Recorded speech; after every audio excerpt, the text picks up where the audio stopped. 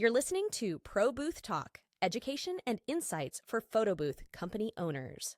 Welcome back to the show, everyone. Hi, everybody. Thanks for joining us again. Yeah, thanks always for jumping in here. So Lap and I discussed a little bit about hiring because we both have a team of hosts, and you mentioned that you don't do any interviews. So I'm curious, what do you do? Do you just get recommendations from your other hosts, people that you know? Yeah. What's your process? So I usually reach out to like my network on Facebook, like friends and family and, folks I went to school with.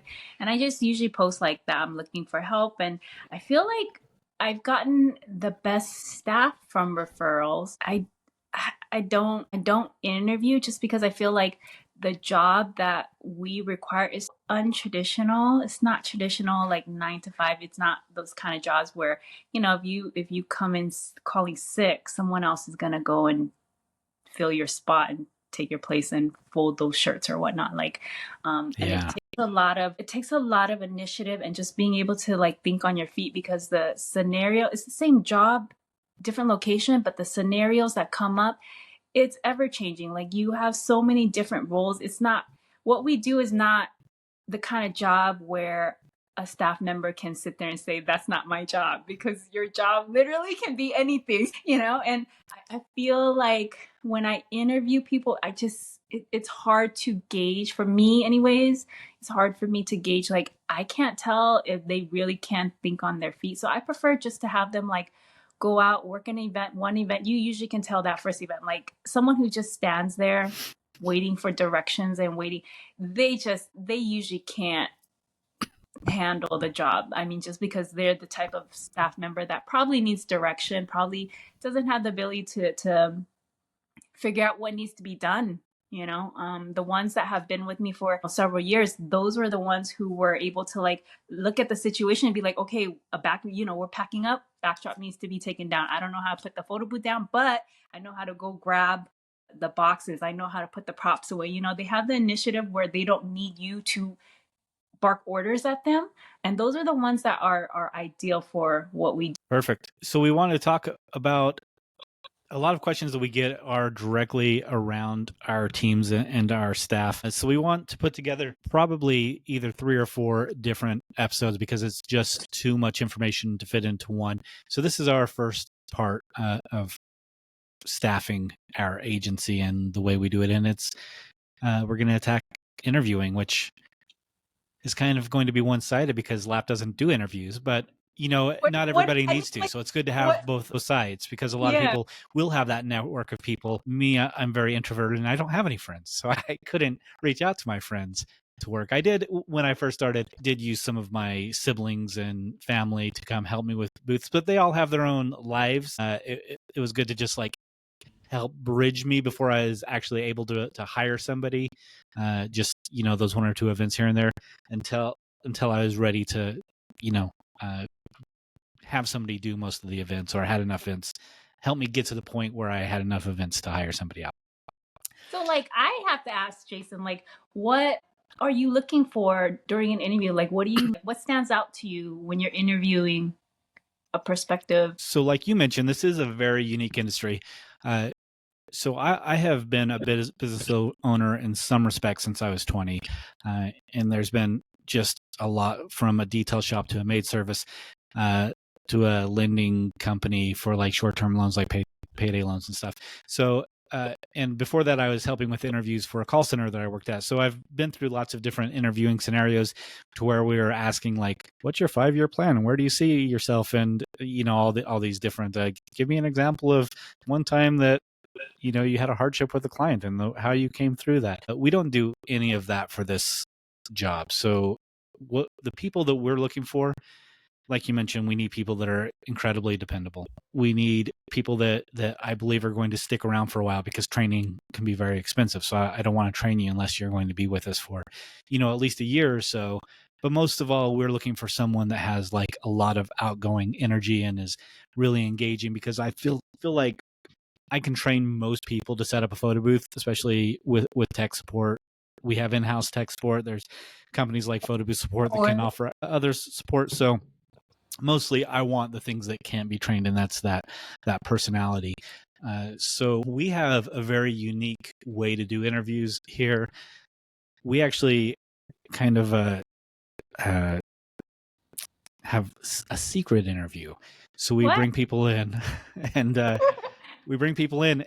everyone knows that we've had Shannon on an episode, and we've brought her up in a couple episodes otherwise. So most people are familiar with Shannon and how outgoing she is. So what we do is we have them show up, say 11 o'clock, and Shannon will say, Jason just jumped on a phone call. He'll be out in a minute, but then she'll just talk to them. So when they don't have the pressure of this is an interview, because a lot of people like box up and they try to give those professional answers, we want them in a setting where they're just hanging out with an employee, waiting for their interview, and just like, can they interact with Shannon, because she is incredibly easy to interact with. And if you can't interact with her, then you have no business running one of our photo booths.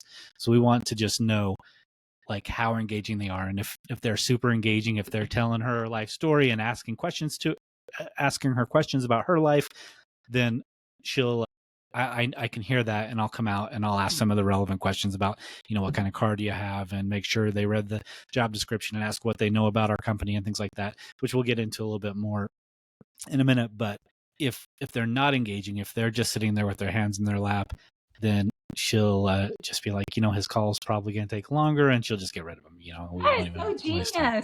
So that's what we do. That's so genius. Well, thank you. And that's our entire interview. We just want to know, are you engaging? Yeah, I feel like that's the hardest part of what we do, being able to like interact with different personalities, bring up different topics. That's so genius, just because that's the reason why I've never been one for interviews, just because of how unique the job description of like the job duties of what we do is. I love how you approach that.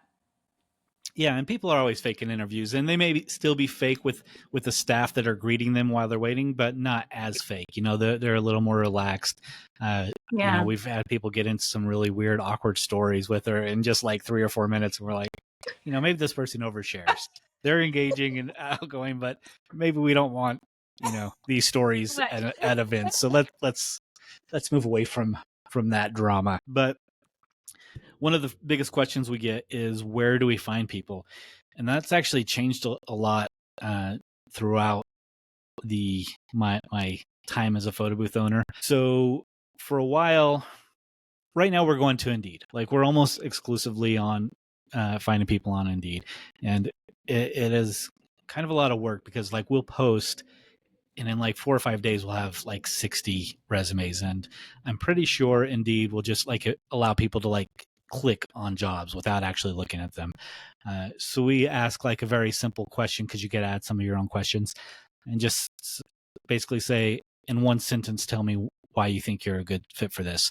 And a lot of people leave that blank, and I just delete them right away. So that is, you have to have some qualifiers right away to get through that huge amount of leads that come through, because there's going to be a lot. Then we go to social media, if we can find their name, and we just kind of see like, do they seem fun? Do they seem outgoing? And we try to stay away from people that are like, I don't know, overly into one aspect of the world. Like, if someone is a super Trumper, we probably won't even have them in. If they're a super Biden supporter, we probably won't have them in. If they're super religious, if they're super atheist, if they're a super weed smoker, like if they make one thing their identity, then that probably, in my experience, is going to lead to some kind of friction and drama. So we don't, if we see too much of one thing, generally we just won't invite somebody in. And that may not be fair, but again, like we get six applicants in like 4 or 5 days. So we have just got to eliminate as much as we can. And college job boards, we haven't had much success with that, but I've heard people that say they do. And then also there's a lot of hospitality schools. Again, I haven't had much success there, but I know Leslie from Joy Squad here in town. I've talked to her about it, and she actually had a lot of success with one of our hospitality schools going to them.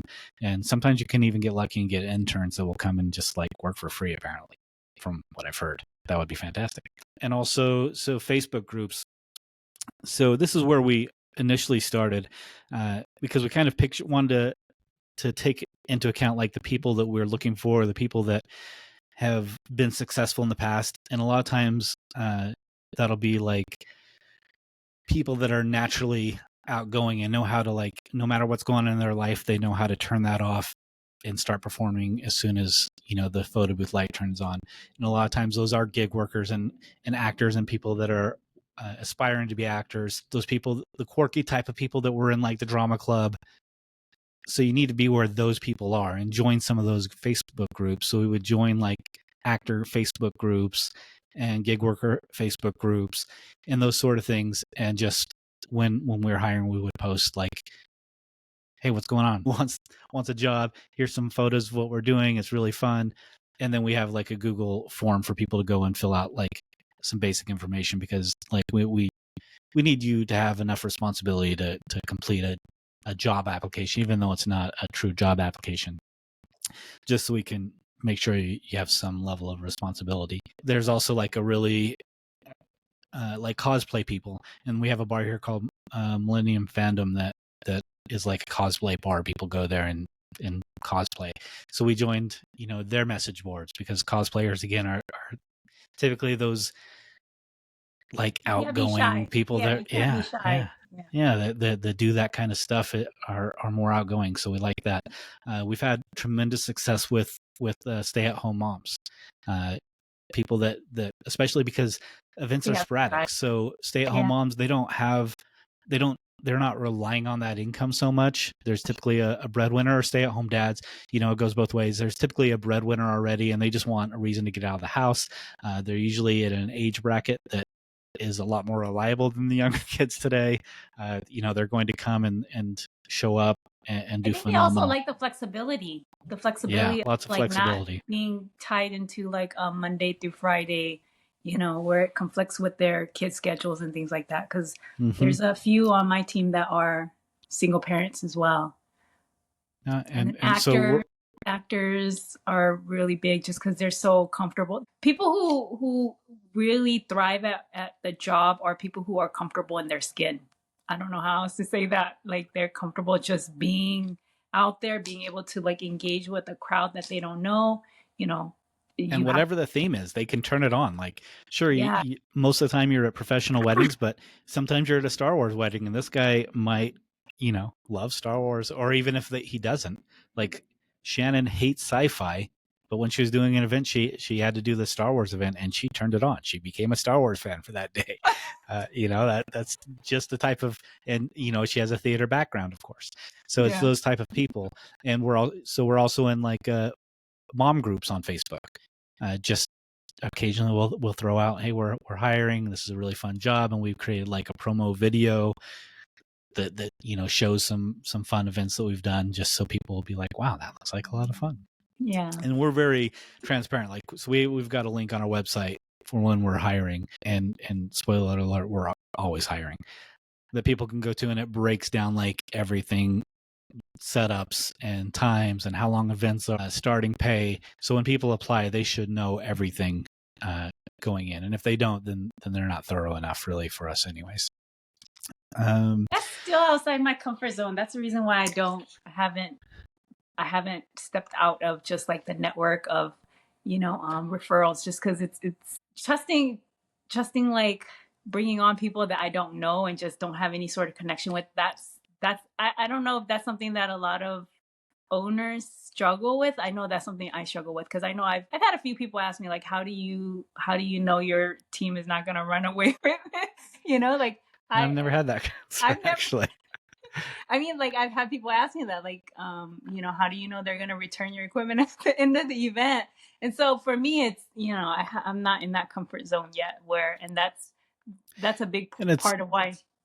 Fair. But I mean, there's things you could do, like putting tags in your equipment so that you can track it down. Also, if you're hiring someone, you have their address, their name, their social. So you have all that information. They should be pretty easy to track down. You should have kind of done your due diligence and looked at their past job history. If it's someone like, if your job history is like 3 months at every job, we're definitely not hiring. You're too much of a flight risk. So I'm looking for people that have had like at least 18 months on each job, preferably like 3 years. So these people typically, like, obviously there's always going to be the exception to the rule, but these people typically aren't stealing their employer's stuff. I've never, But, I've never had that before. I know that it's a question that booth owners have asked me. Job fairs, we did try a job fair. It was miserable. It was horrible. It didn't result in any interviews even. Everyone there is looking for something much more long-term, and they're not even going to give us attention more than taking a photo. But also poaching, I guess we're not really poaching because we're not stealing people, but we have special cards that we've made that just say basically like join our team and have a QR code that goes to explaining the job. And anytime we're getting coffee, we have a waiter, we run into anyone that has the energy that we're looking for, we will try to poach them and try to bring them on. One of our best people, Jill. It's scouting. You're scouting for talent. Scouting. That's what we're going to go with, scouting. Yep. Yes. I did that too. Those personalities stand out to you. When you're out in retail, they stand out because they see faces all day long. They experience grumpy, people who are unpleasant, impatient, and for them to still have the energy, they're a great fit. So I do that too. I poach. Scout. We scout. And one of our best people, we actually got that way. Shannon was just at a bar during PBX actually, and this person is unrelated to the photo booth world, but they were at the South Point during PBX, and they just started chatting, and this person was just really outgoing and fun. So Shannon told her, hey, you need to come work for this company that I work for, and she does, and she's one of our best people. So we have low success rate with that. A lot of people don't ever call us, unfortunately, but when they do it, it works out great. I mean, and you've already seen that type of their engagement in a setting that's not work. So, or a setting, I guess, rather when they're not trying to pretend to be outgoing. So it really works out. And then interview types. So I know a lot of people right now, especially after COVID, are always telling us, can't we just do a video interview? And I've talked to some people. I think Jeff does a phone and then a video and then an in-person. If I remember right, I'm not sure, but we don't do that because like dependability is so paramount in our industry. Like we want to make sure if we tell you 10 o'clock or 10:15, you're going to be there at 10:15 or earlier.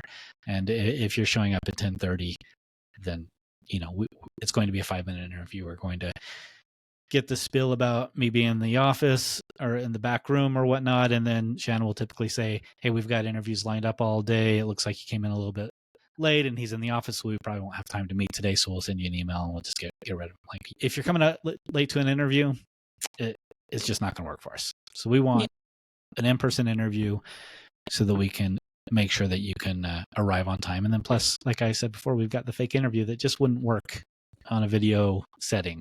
But I feel also what we do, if you're not early, you're already late because you never know what type of circumstances you have on site. So if you're showing up at call time of 10:30, you're technically already late because you don't know if you actually can make it on site from the parking lot or through the parking lot through security, Yeah, that's a good skill set. And the same thing, like if I was going to an interview, like I would either go there the day before to make sure I know where it is and whatnot, or else I would plan on being there like 25 minutes early because I couldn't imagine going to an interview late. And a lot of people will show up 15 to 20 minutes late and say, oh, I had a hard time finding your office in this building. Well, why don't you come early then? Like, know where you're going. I have a team member. Yeah, I have a team member that does what is that Google where you can see the physical streets? It's like 3D Google or something. So she'll Google all of the. It's just straight view. I forget what it is, but she will research the address and she'll know like the streets and she'll know what to expect the day before. So she comes prepared the day of, so there's never I didn't know there was road closure because she already knows when there's a road closure. Google has really great tools. In fact, like sometimes like Google Earth, for example, you can put in Google Earth specific dates. Like if you're going to be outside, you put it in a date and a time of day that you're going to be at a location and simulate shadows. So you know where the shadows are going to be at a venue if you're outside. Okay, that's extra. She doesn't do that.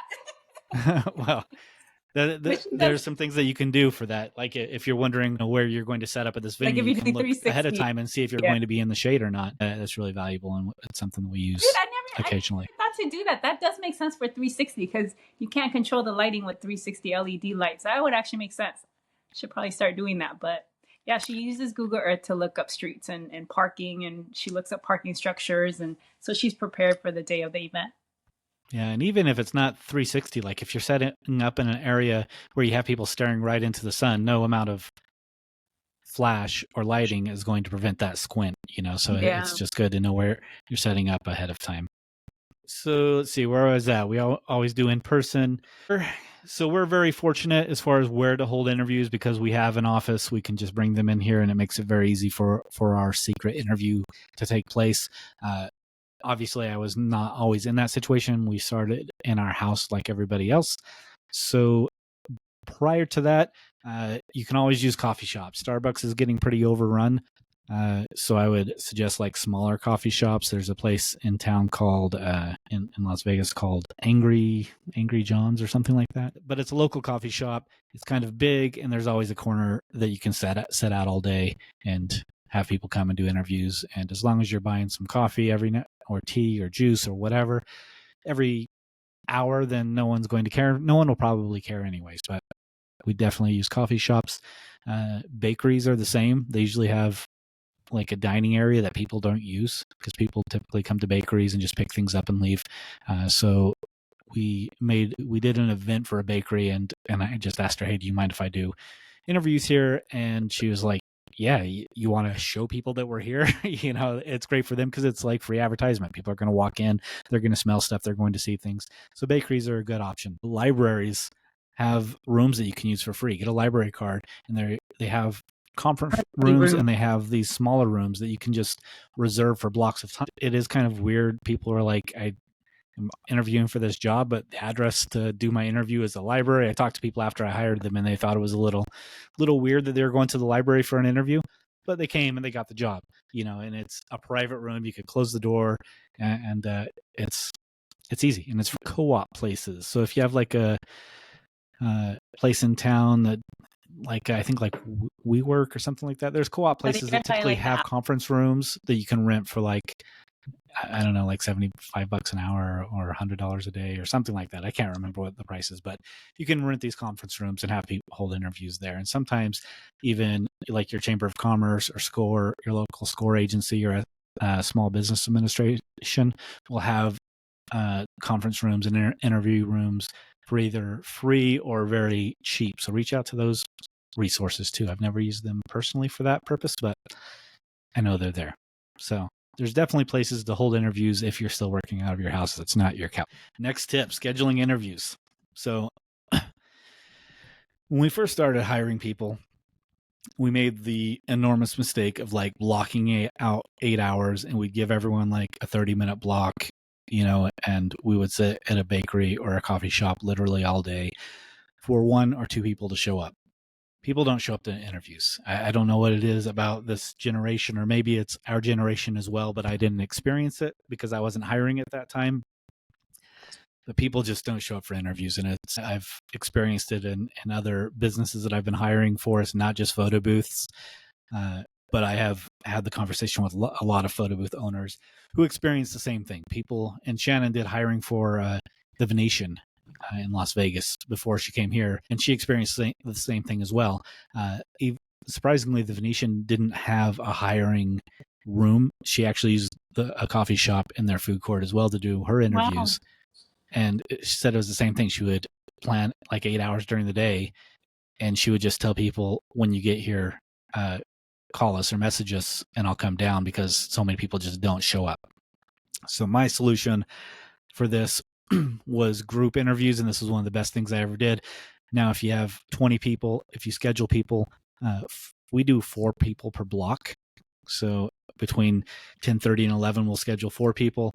And that way, what would have been a 2-hour block of interviews now becomes a 30-minute block of interviews.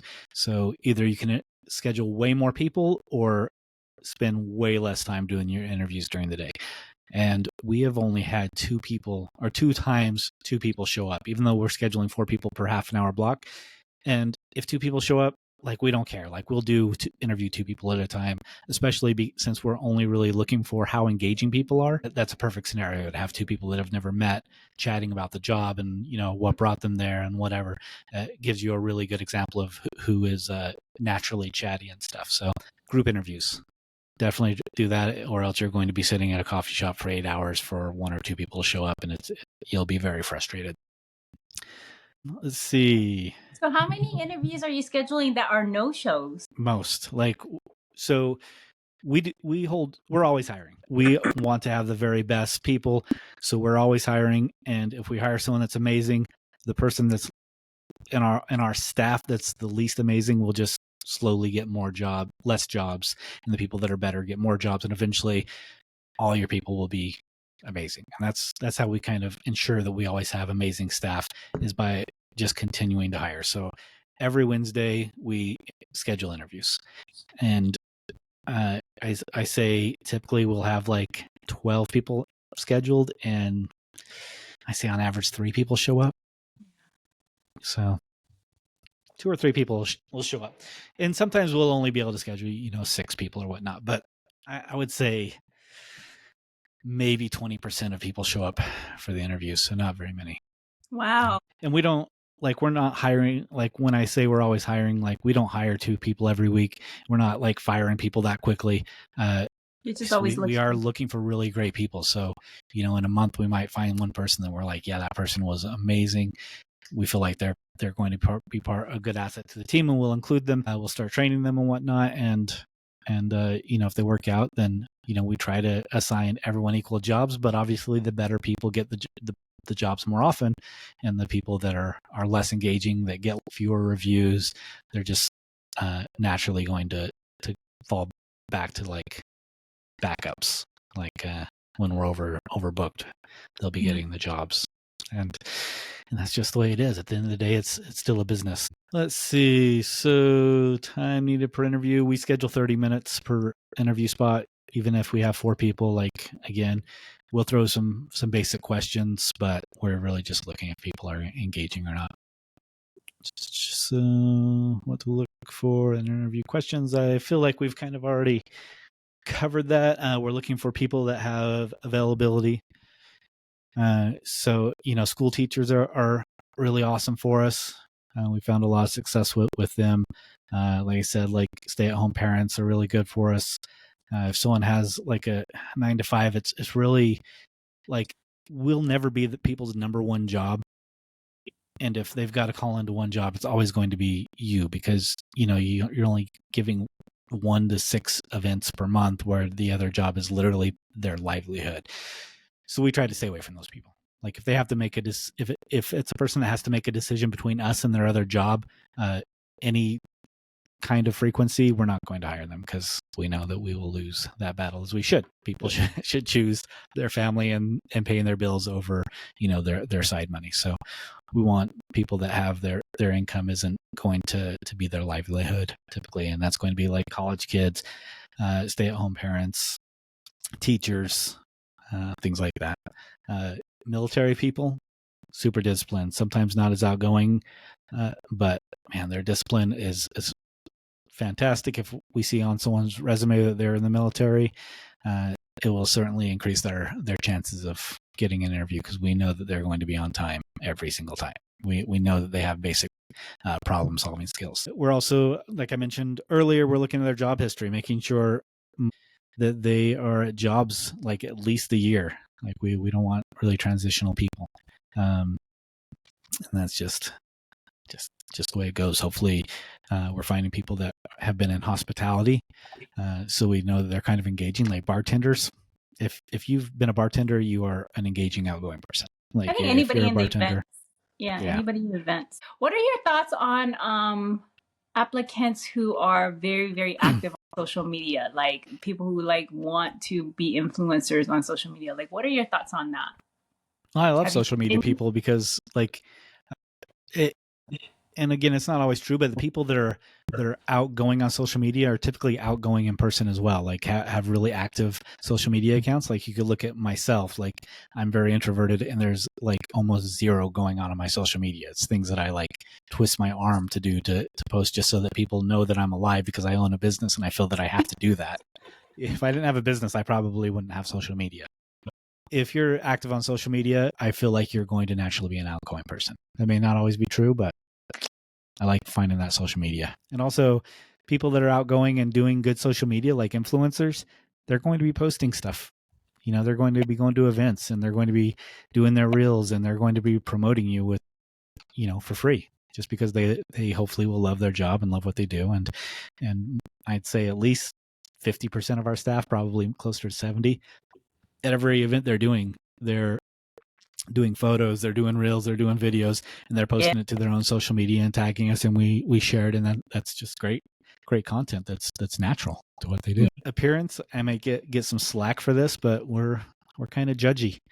You know, if you have like neck tattoos, like I have nothing against neck tattoos, but I don't want to ask my client, hey, is neck tattoos okay? Like if there's anything on your body that I have to ask my client, hey, is it cool if I send someone with a, you know, eyebrow or nose piercings or something, which I guess I probably wouldn't ask. But anything that I have to ask my client, is it okay if I send yes, Laugh has a nose piercing. But I did correct myself. I wouldn't ask, is it okay if I send someone with a nose piercing? I think that's generally accepted. But anything that I have to say, like, hey, you have a high dollar client that is at this trade show for a marketing event, or you have an upscale wedding, is it okay if someone has like hand tattoos, or will it be okay if one of my reps has a tattoo on the side of their face? Like, I'm never going to ask that question of my client. And if you've got those things, I'm just not going to hire you because I don't know if it's okay with my client, and I'm not going to take that chance. Got no beef with it personally. I love tattoos myself. Like, we don't discriminate against tattoos. A lot of my staff have tattoos everywhere, but they're tattoos that can easily be covered up for the right events. Yeah, same here on my end. Same on my end.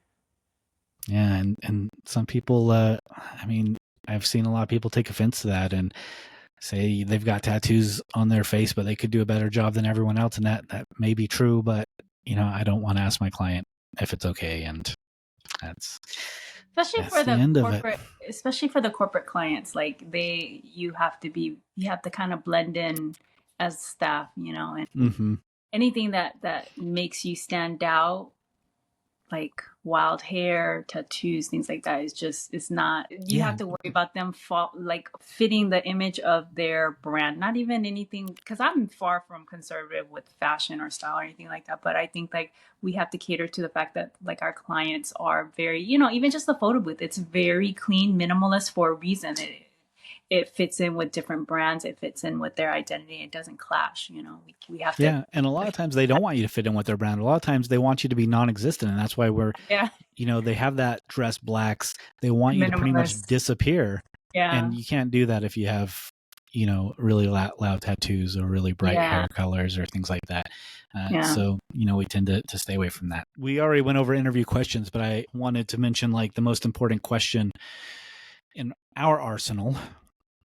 There's a lot of questions that you're not allowed to ask. You can't ask about people's, you know, religion. You can't ask if they have kids. You can't ask what their political preferences are. But you can ask, tell me about yourself.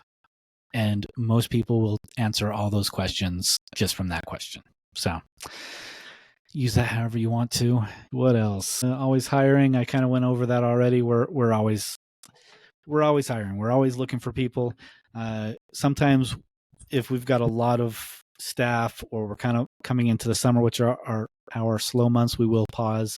So we're not literally always hiring, but we say that because typically we're always hiring. Even though we don't have an ad running on Indeed right now, if we walk into a restaurant and our server is amazing, we're definitely going to give her a cart and try to recruit her or him or whoever. So always hire. Like, even if you think you have enough staff right now, if you run into someone amazing, like, don't let that pass you by. Like, hire them, and maybe that doesn't mean you have to fire somebody else. People will get less jobs all around, but eventually the person that is best will rise to the top, and the other person will get fewer and fewer jobs. And if they eventually leave or get something else because they're not getting enough jobs, again, like it's hard. I get it. It sucks letting people go, but you don't even have to let them go. They'll just get fewer jobs and typically move on themselves. But at the end of the day, this is a business. Yeah. And like I do care about my staff, and one of these episodes will be about team building, and I'll go into some of the things that I do for my staff. But we do have a very close team of members here, and we do a lot of things together. So it is very hard to move somebody out. But I mean, no matter how close you are with your staff, you still have a business to run. Run your business. I think that pretty much covers everything about interviewing. And if I seem to be overwhelming on this episode before we started, Lat mentioned to me, as I said in the beginning, she doesn't interview. So she's like, I'm just going to listen on this one. I mean, I'm more of like just seeing them actually on the job, because back years ago, when I used to apply to jobs and interview, I'm an amazing interviewer. I do great at interviews. I wouldn't usually, if I got the interview, I nailed I got the job offer, but I just know that if you're a talker, which, I have that sales background, so I'm a talker, and it was always it was not challenging for me to like charm the person who was interviewing me. A lot of times that's what it is. It's like you connect with them and they, like, okay, this person's amazing. I just don't, I feel like the job duty is just so different, For what we do, you can't just like clock in, sit around and pretend you're like ruffle some papers and pretend you're actually doing something. You actually have to be able to perform. And I feel like a lot of people, they can talk the talk during the interview, but like when they're on site, and the thing that I see the most is like troubleshooting. So like there's a lot of people who, when the event is going fine, when you have no technical issues, there's not, it's running, your photo booth is running the way it should, which most of the time, like 90% of the time it will be, then they're fine. But it's that crucial moment where, the printer stops working, and I see certain people will like clam up, and I don't know what it is, but they just shut down. Like they know what they need to do to troubleshoot, but they just panic. And I don't know what question you would ask during interview to be able to like see that they have the capability to handle those types of situations, And that comes with any job. I mean, and the questions they ask are, tell me about a time where you had a hard issue on a computer and how you overcame that, and just waiting for a response. But people are always going to just say something. They're not going to be like, hey, I climb up, man. I just froze. Well, I did have somebody once that I asked, like, generally, like, if I called your last employer, how dependable would they say you are? And the guy's answer is like, hey, man, like, I get allergies and stuff, so sometimes I have to call in. So, like, he probably won't say it. And I'm like, all right. So sometimes people are honest. But I would never ask, like, do you consider yourself reliable? I would always ask, like, if I called your previous employer, what would they tell me about your dependability or your track record, which was showing up on time and things like that. And it's a lot of times people will have all those canned questions, so it's good to throw in some random shit to throw them off their game a little bit to see how they handle it. Like, I guess a common one is like, what superpower would you choose? Or, just use ChatGPT and just say, hey, give me some really off the wall, weird interview questions. Just throw something in there to see how they handle it. So one of those questions that they haven't prepared for, and that'll kind of show their character. But I guess that's not where my interview ends. We do a second part to the interview, which we call a ride along. So we tell them at the end, we say, if we're going to move forward, we'll have a second part of the interview, which is a ride along. And that's going to include you showing up to an event, ready to go. You're going to watch someone set up, and we're just going to kind of show you what we do. And that way, if you are there and you see it and you are like, wow, these guys really lied to me, this isn't for me, this isn't what was sold to me, take off. No hard feelings. We haven't done any paperwork.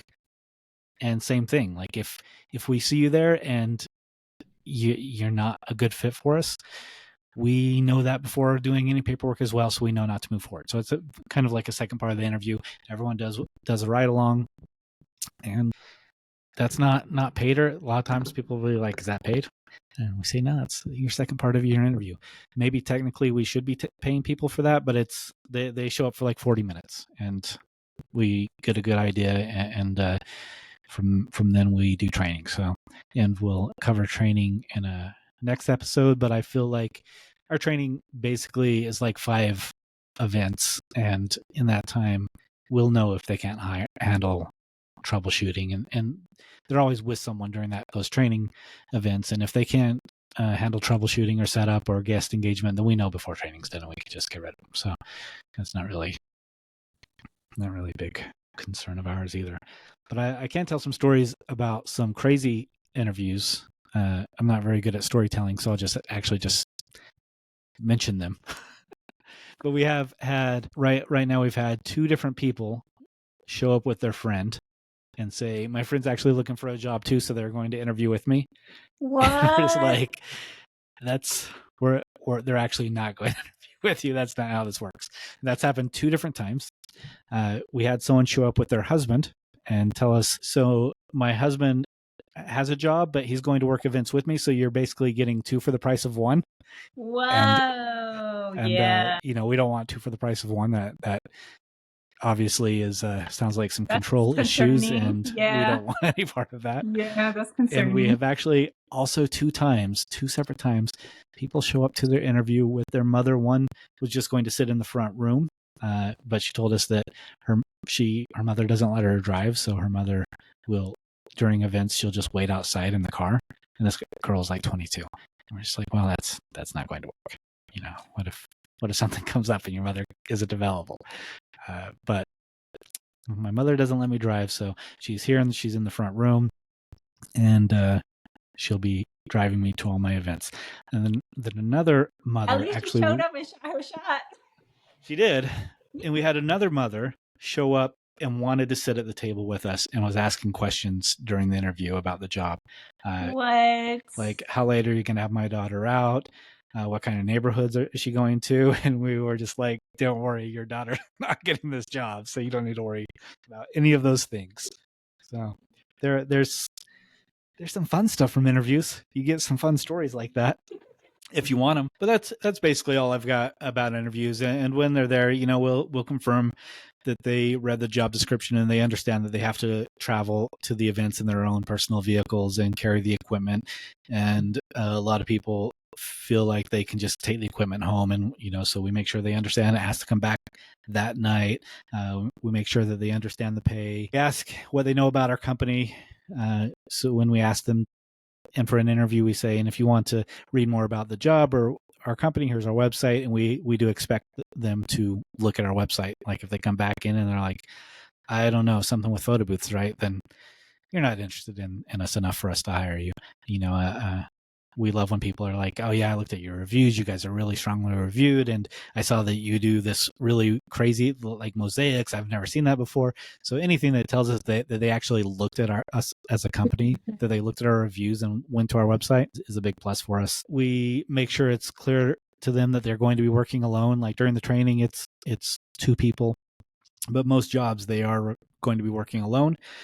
We let them know that they're never truly alone, because we do have our own in-house tech support, but they need to be self-starters, and they need to be able to have enough confidence in themselves to go to a venue and find out where they're going to be setting up and whatnot. That's really the only kind of questions that we ask. Once they pass the Shannon test, we just ask some technical questions. We ask like how comfortable they are on a Windows computer and basic problem solving. The best answers to me too, just for clarity, if I ask someone like, our photo booths mostly use Windows computers, how comfortable are you on those? Some people will be like, well, I'm in college, so I use it every day, and that's fantastic. But the best answer to me is, I'm pretty confident, but there's Google. Like that just tells me I know how to figure shit out on my own. Like, I don't know the answer, but I know how to get to the solution. And anyone that always says anything that's a go-get. Yeah, closely related to I don't know, but I have Google is going to get a chance with us. Yeah. So. Solution driven. I just remembered what I was gonna say about like I love that you're always hiring or you're always looking for people, because I feel like there's a lot of companies who they might have been doing this, they might be new to this, or they, 4 years in or whatnot, and suddenly they're gonna have a lot of growth. People who like readjust their focus on the business, and then they don't, because they've been in it so long or because they think they're new, that they don't anticipate the growth. So I always tell people like you should anticipate the growth ahead of time. And even though you don't need that staff member today, before you know it, and that's what happened with my company. Like, for me, I was a single operator for many years. And when I was pregnant with my daughter, overnight, like this demand just got dropped into my lap overnight. And, because I was pregnant, the timing worked out where I was already forced into, having to source staffing. But there's a lot of photo booth owners that aren't prepared for that. They're not prepared for the growth, and and a lot of times you can kind of see the trend. Like you can see like they're starting to get like referral based business. And they just, I don't know what, for whatever reason, like they don't see it. Like when I hear someone telling me, oh, so-and-so referred me, so-and-so, and I'm like, okay, you really should lock down and start hiring. They're like, no, I've always been okay doing it on my own. And that's one thing that I feel like a lot of us photo booth owners, because it was a huge struggle for me to like really foresee and realize that was coming for me. Always hiring, like if you're looking out and you're just training, and I know financially it's hard when you're smaller, especially if you're a single operator. It's like, man, I'm not marking my photo booth up enough to be able to like justify paying for somebody. That might be a time to like reassess like what you're charging, because you have to start training them before you have the demand. Because once you have the demand, then it's already too late. Then you're having more jobs coming at you than you can actually fulfill. And that ends up being costly too, like having to white label out because you don't have your own internal team. Yeah, definitely make sure that you are charging enough to pay someone, even if you don't have to pay somebody yet.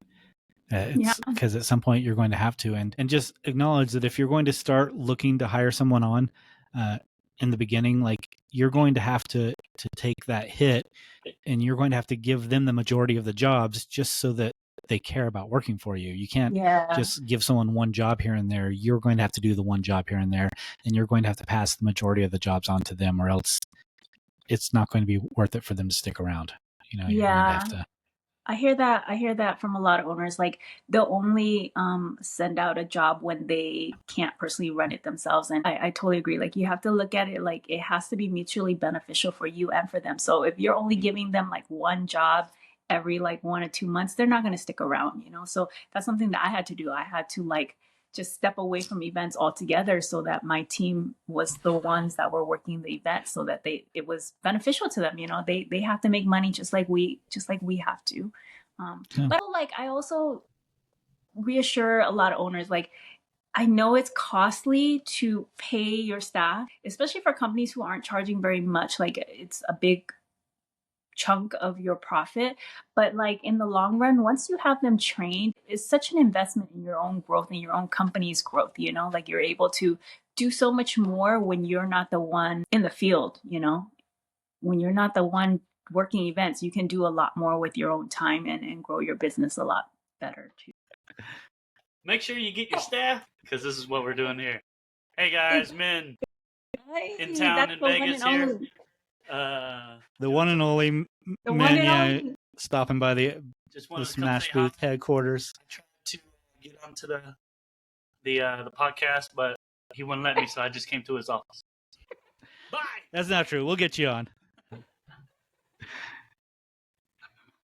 right, thanks, man. Easy. Bye. Yeah, we definitely want to try and get men on it in a a few weeks. We are also going to start doing a separate segment. Yeah, there you go, of industry leaders, just kind of talking about how they got to where they're at, and Min is definitely on the short list to join us. So, but I think that kind of probably wraps up interviews. If we didn't hit on anything, obviously reach out to us, let us know, and when we do our next episode on hosts and staff and hiring, we will cover any questions that we had missed. So stay tuned for those future episodes. We're going to go over training, expansion, going to discuss the different people that I have and their roles and what they do, their responsibilities, benefits, pay, perks, team building that community. There's a lot of stuff that we're going to cover it. And like I said, it's going to be over 3 or 4 episodes so that it's kind of digestible. But yeah, stick with us. And thanks for joining us. Thanks, guys. To keep the conversation going, join our Facebook group, ProBooth Talk Community. If you enjoyed this podcast, consider showing your support by subscribing, liking, reviewing, or sharing this topic with someone in the industry.